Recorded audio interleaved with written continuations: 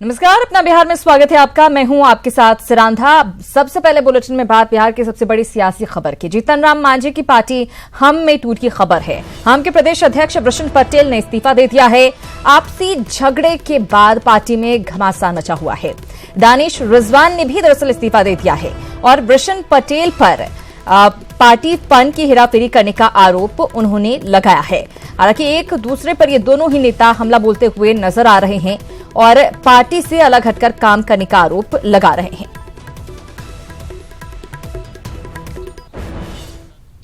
और वृषण पटेल ने कहा कि मांझी का रुख ढुलमुल है और पार्टी के कुछ लोग बेवजह बयानबाजी कर रहे हैं। वृषण पटेल ने फिलहाल किसी पार्टी में जाने से इनकार किया। कुछ दिनों से मेरी चिंता बढ़ी हुई है।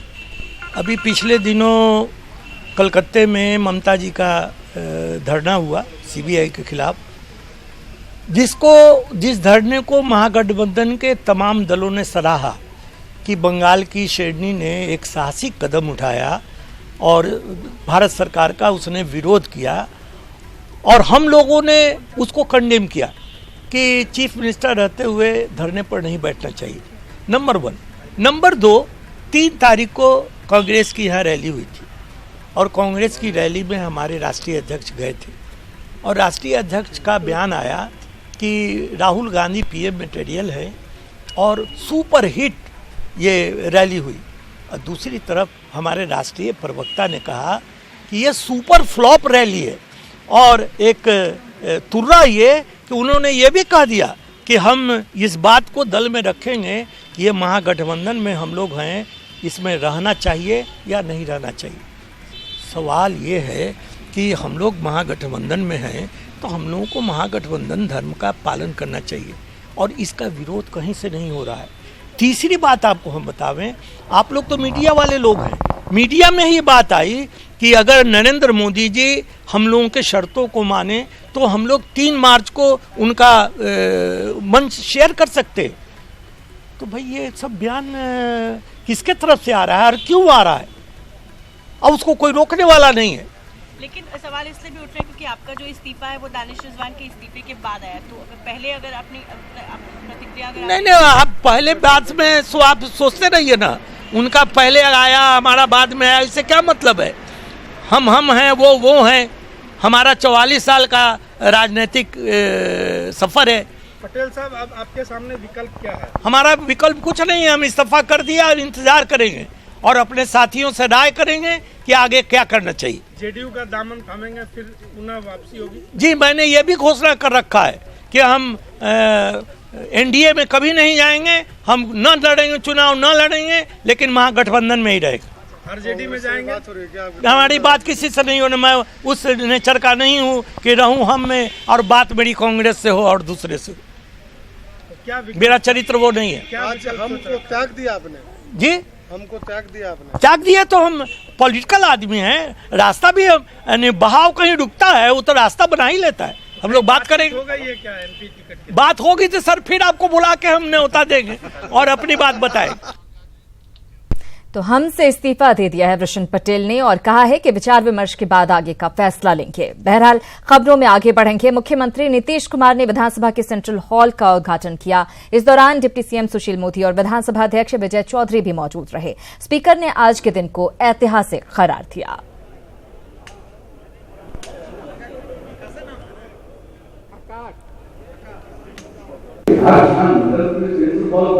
और ऐसा ही सदन के अंदर क्या जितना बात में उलझन हो जाए, टकराव हो जाए, लेकिन ये आते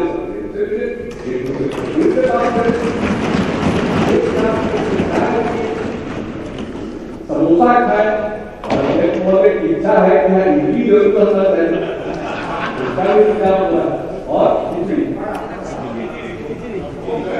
होगा तो वो यहाँ पर जरूर बने। ये सब बात हुआ है लेबर डिपार्टमेंट का जो ये सिस्टम है उसी द्वारा किया जाता है, तो कहा जा रहा है किया जा रहा है जो और वो चीज आप बनाते हैं बनाएंगे, तो यहाँ पर इतना प्रेम से लोग बैठेंगे खाएंगे, तो जब ये बात होगी तो सेंट्रल हॉल के स्ट्रक्चर होगी, लेकिन अंदर कैसा हो।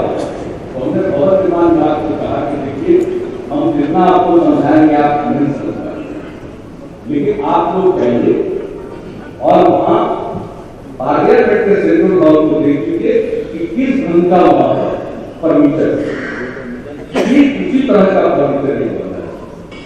विधानमंडल के दोनों सदनों की संयुक्त बैठकें हुआ करें या जब भी इसकी आवश्यकता हो, की विधायिका जिसके आप सभी अंग हैं या रहे, ये हम सबों के लिए गर्व की बात है।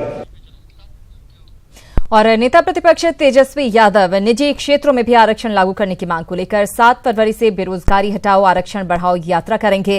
पहले चरण में वे 3 जिलों में सभाएं करेंगे और लोगों को केंद्र के द्वारा दिए गए सवर्ण आरक्षण की हकीकत से समर्थकों को अवगत करवाएंगे। 7 फरवरी को दरभंगा, 8 को सुपौल और 9 को भागलपुर में सभा होगी। अगले महीने के पहले पखवाड़े में लोकसभा चुनाव के लिए नोटिफिकेशन होना है। ऐसे में आरजेडी द्वारा अब पटना में बड़ी रैली करने की कोई योजना नहीं है।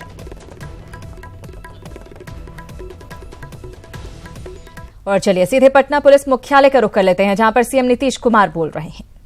मुझे ज्यादा कुछ नहीं कहना है। जिस तरह से पुलिस सेवा को, उनकी जरूरतों को ध्यान में रखते हुए जो राज्य सरकार संसाधन उपलब्ध कराती है, ये सबको मालूम है। अब अक्टूबर में 12 अक्टूबर 2018 को इस भवन का सरदार पटेल भवन, जो पुलिस का मुख्यालय है और इसके साथ साथ आपदा प्रबंधन का भी यह एक विशिष्ट केंद्र है, तो इसका उद्घाटन हो गया अक्टूबर 2018 में। और इसका जो डिजाइन है और जिस तरह के भवन का निर्माण किया गया उस डिजाइन के आधार पर, और किस तरह से ये भूकंप रोधी है,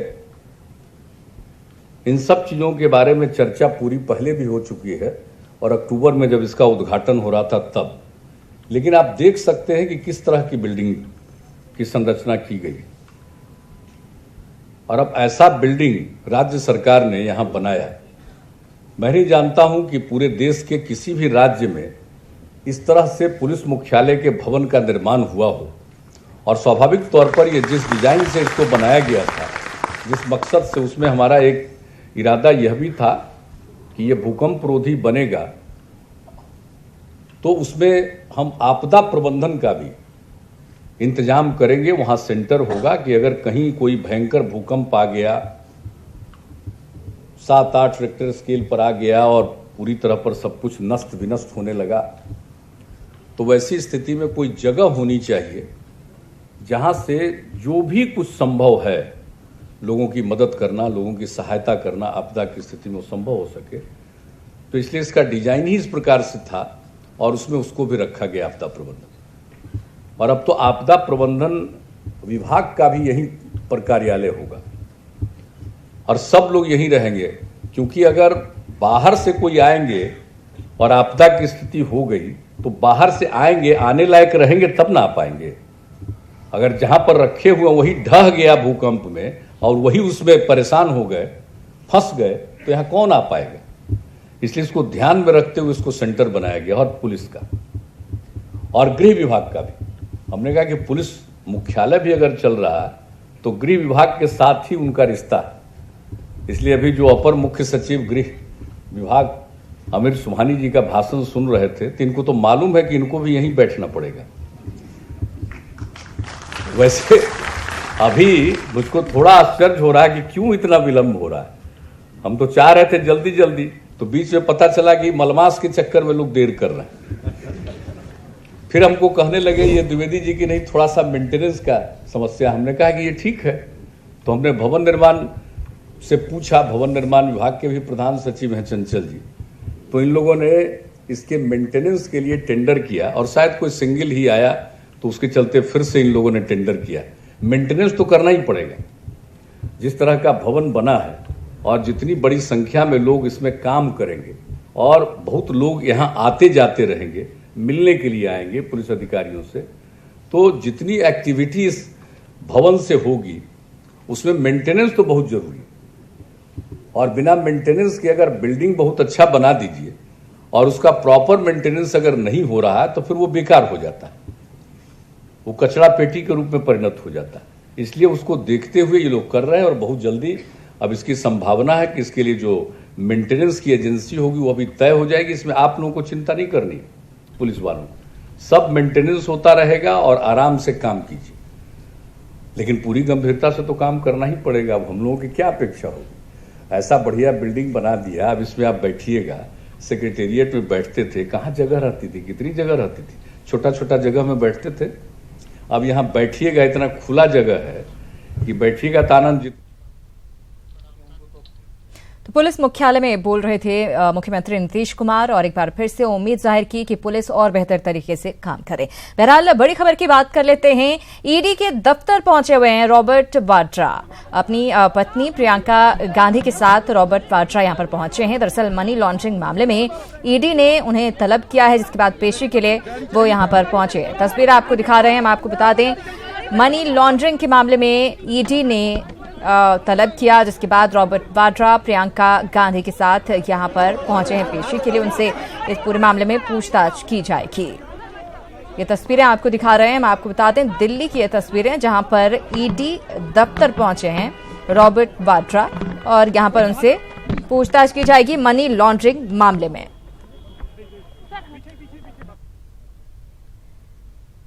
तो दिल्ली की तस्वीरें आप देखिए। रॉबर्ट वाड्रा प्रियंका गांधी के साथ ईडी ऑफिस पहुंचे। मनी लॉन्ड्रिंग का मामला है और इसी मामले में पेशी के लिए रॉबर्ट वाड्रा पहुंचे हुए हैं। हम आपको बता दें, अभी अभी प्रियंका गांधी ने महासचिव का पद पार्टी में संभाला है और इस बात को लेकर भी विपक्षी पार्टियों की तरफ से हमला बोला जा रहा था, बीजेपी की तरफ से हमला बोला जा रहा था कि अब वो सिर्फ प्रियंका गांधी नहीं है बल्कि प्रियंका गांधी वाड्रा हैं और रॉबर्ट वाड्रा पर कई सारे भ्रष्टाचार के आरोप लगे हुए हैं।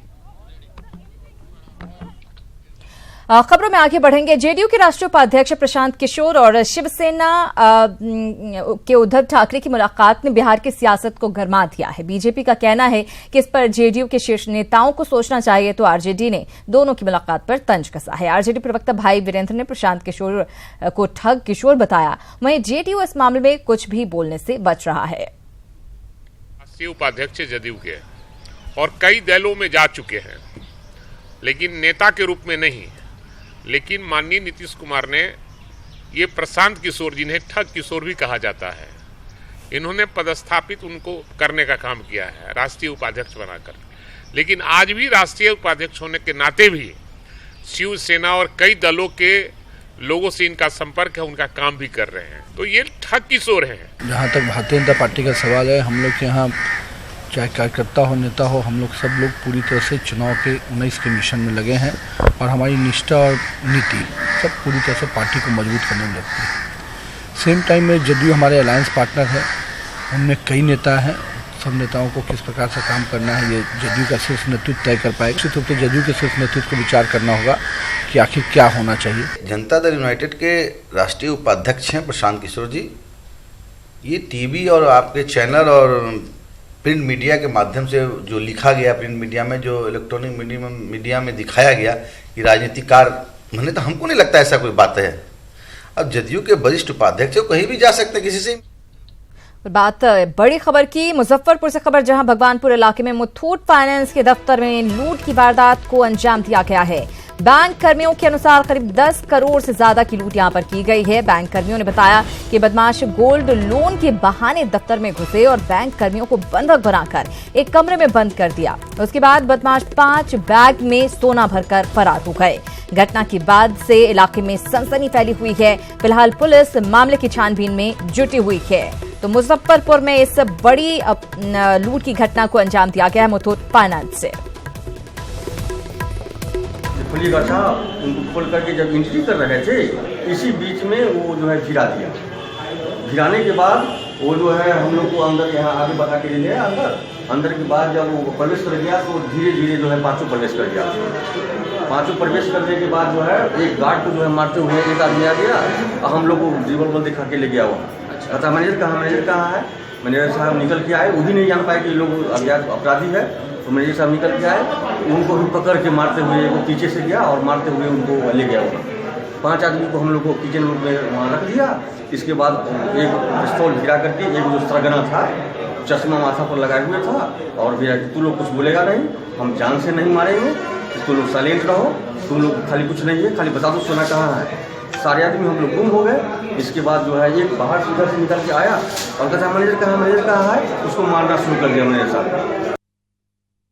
मुजफ्फरपुर के मुथूट फाइनेंस का यह कार्यालय आप देख सकते हैं कि यह मुथूट फाइनेंस का कार्यालय, यह डोर की एंट्री है, यहीं से अपराधी प्रवेश किए थे और गार्ड पर जो गार्ड तैनात थे गेट के ऊपर, सबसे पहले उन्होंने उसको टारगेट किया और गार्ड के साथ मारपीट की। यहाँ क्या एंट्री किया है उन लोगों ने, कुछ कैसे आया? एंट्री किया है, एक आदमी एंट्री किया है, हमसे मारपीट करके चाबी छीन के गेट खोल के बाकी अपनी हथियारबंद साथियों को अंदर ले आया और फिर मुझे मारपीट कर घसीटते हुए ले गए अंदर फिर और कमरे में बंद कर दिया और लूट कर चले गए। कमरे में बंद कर दिया और लूट कर चला गया। सहयोगी से कहेंगे कि वो जरा दिखाएंगे, यही रास्ते हैं, इन्हीं रास्तों से वो प्रवेश करके और ये मुथूट फाइनेंस में कार्यालय के अंदर दाखिल हुआ और दाखिल होने के बाद ये अपराधी यहाँ आए। सबसे पहले आप देख सकते हैं कि ये ब्रांच मैनेजर का चैम्बर है और ब्रांच मैनेजर के चैम्बर में आकर उन लोगों ने सबसे पहले ब्रांच मैनेजर को पीट कर घायल कर दिया, उन्हें ओवर पावर कर दिया और ये चेयर है, वहाँ खून के छींटे साफ साफ पड़े हैं, आप देख सकते हैं खून के छींटे पड़े हैं। बंदूक की बट से उन्होंने मारा है ब्रांच मैनेजर को और उसके बाद उनकी पिटाई की और उसके बाद कार्यालय के अंदर दाखिल हुए धीरे धीरे और बैंक में आकर उन्होंने यहाँ से 10 बैग सोने को लूट लिया है। सारे कर्मियों को पहले ओवर पावर कर लिया, बंदूक की नोक पर उनके मोबाइल छीन लिए, कमरे में बंद कर दिया और 10 करोड़ की लूट उन लोगों ने यहाँ से कर ली है। 2 लाख नकद भी यहाँ से लूटे हैं। उसके बाद सूचना मिलने पर पुलिस यहाँ पहुंची है और आप देख सकते हैं कि सिटी एसपी, कई डीएसपी, उसके बाद क्यूआरटी की टीम, एसटीएफ की टीम यहाँ आई है जो कि यहाँ सीसीटीवी फुटेज की जांच कर रही है और बैंक के भीतर का यह नज़ारा है, कार्यालय का, मुथूट फाइनेंस के भीतर का नज़ारा, जहाँ आप देख सकते हैं कि बड़ी संख्या में पुलिस वाले तैनात। जो अपराधी यहाँ आए हैं उनकी पहचान सीसीटीवी फुटेज के माध्यम से करने की कोशिश की जा रही है। तो दिन दहाड़े जिस तरीके से सदर थाना क्षेत्र के भगवानपुर चौराहे के पास अपराधियों ने पुलिस को चुनौती देते हुए जिस तरीके से बड़ी वारदात को अंजाम दिया है, जाहिर है पुलिस को इसका समाधान करना होगा, वरना अपराधियों के मंसूबे जिस तरीके से बढ़ रहे हैं, इस घटना में पुलिस को ज़रूर अपना रिजल्ट दिखाना होगा। सुधीर कुमार, न्यूज़ 18, मुजफ्फरपुर। उधर राजधानी पटना के सेंट्रल मॉल में 70 लाख के चोरी मामले में पुलिस ने मॉल के कैश बॉक्स के गार्ड को गिरफ्तार किया है। पुलिस के मुताबिक गार्ड विकास ने चोरी की वारदात को अंजाम दिया था। विकास मुजफ्फरपुर के औराई का रहने वाला है और पटना के गोरिया टोली में रहता है। पुलिस ने उसके पास से 50 लाख कैश बरामद भी किए हैं, जबकि 18 लाख कैश बरामद करने के लिए पुलिस औराई गई हुई है। भीषण चोरी की वारदात सीसीटीवी में दरअसल कैद हो गई थी। सीसीटीवी फुटेज से मिली तस्वीर के बाद पुलिस ने स्केच बनवाया था और उस स्केच के आधार पर ही विकास की पहचान हुई।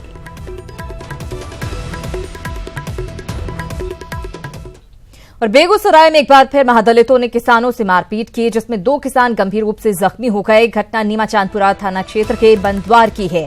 महादलितों ने 50 एकड़ जमीन पर कब्जा कर झोपड़ियां खड़ी कर दी थी।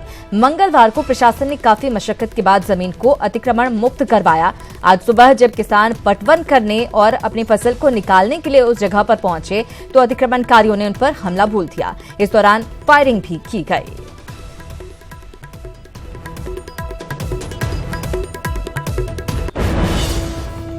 खबर मधेपुरा से, जहां सामुदायिक स्वास्थ्य केंद्र पुरैनी में एक बार फिर स्वास्थ्य विभाग की लापरवाही से एक महिला की जान चली गई। प्रसव के दौरान महिला की मौत के बाद परिजनों ने अस्पताल में जमकर बवाल काटा। हंगामे को देखकर डॉक्टर, नर्स और स्टाफ अस्पताल से भाग खड़े हुए। अस्पताल में दिन भर अफरा तफरी का माहौल रहा। वहीं आक्रोशित परिजनों ने एक स्वास्थ्य कर्मी की जमकर धुनाई भी कर दी। मृतक के परिजनों का आरोप है कि अस्पताल में किसी भी तरह की सुविधा उपलब्ध नहीं है। यहां मरीज का इलाज भगवान भरोसे किया जाता है। मौके पर पहुंचे पूर्व मंत्री नरेंद्र नारायण यादव भी परिजनों को समझाने की कोशिश करते नजर आए। और बिहार के डीजीपी गुप्तेश्वर पांडे आज आम लोगों से फेसबुक लाइव के जरिए रूबरू हुए। डीजीपी ने तकरीबन 1 घंटे तक लोगों से सीधा संवाद किया। लोगों ने नए डीजीपी को अपनी समस्याएं बताई। फेसबुक लाइव के बाद न्यूज 18 से एक्सक्लूसिव बातचीत में डीजीपी ने कहा कि अब राज्य में गुंडागर्दी बर्दाश्त नहीं की जाएगी। साथ ही उन्होंने कहा कि वो सिस्टम की खामियों को जानते हैं और इनको और बेहतर तरीके से जानने के लिए जनता से संवाद करते रहेंगे। के डीजीपी पहली दफा फेसबुक लाइव पे आए। गुप्तेश्वर पांडे लोगों से सीधे संवाद किए हैं। सर, ये विचार कैसे आया कि सीधे तौर पे फेसबुक लाइव के जरिए लोगों तक जाएं, उनकी बातों को सुने? आपने अपनी बातों को भी रखा है। देखिए, मैं अपने को खुला रखना चाहता हूँ। 32 साल मैंने नौकरी किया, ऐसे ही खुला रहा हूँ। मैं 8 जिलों में एसपी रहा हूँ, 2 जिले में एएसपी रहा हूँ, करीब 25 जिलों में डिफरेंट कैपेसिटी में काम किया है, एसपी के रूप में, एएसपी के रूप में, डीआईजी के रूप में, आईजी के रूप में। मेरे यहाँ मिलने का कभी कोई टाइम नहीं रहा। 24 घंटा में कोई आया तो मिला। और सोशल मीडिया के बारे में मुझे ज़्यादा जानकारी नहीं मिले, लोगों से ही जानकारी मिली। अपनी बात को ज़्यादा लोगों तक पहुंचाना चाहते हैं और ज़्यादा से ज़्यादा लोगों से जुड़ना चाहते हैं और सही में ज़मीनी हकीकत जानना चाहते हैं। मैं तो पुलिस के बारे में भी जानना चाहता हूं कि ज़मीनी स्तर पर हो क्या रहा है। देखा हूं, बहुत चीज़ जानता हूं, लेकिन सूचनाएं तो जनता के पास ही होती हैं।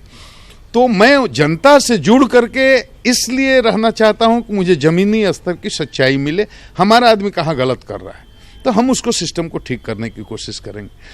और मैंने अपने अधिकारियों को खुलेआम छूट दी कि कानून की हिफाजत करने के लिए और गुंडागर्दी और गुंडों की दहशत समाप्त करने के लिए कानून के पास जितनी भी शक्ति है, उस शक्ति का निडर होकर के इस्तेमाल करें।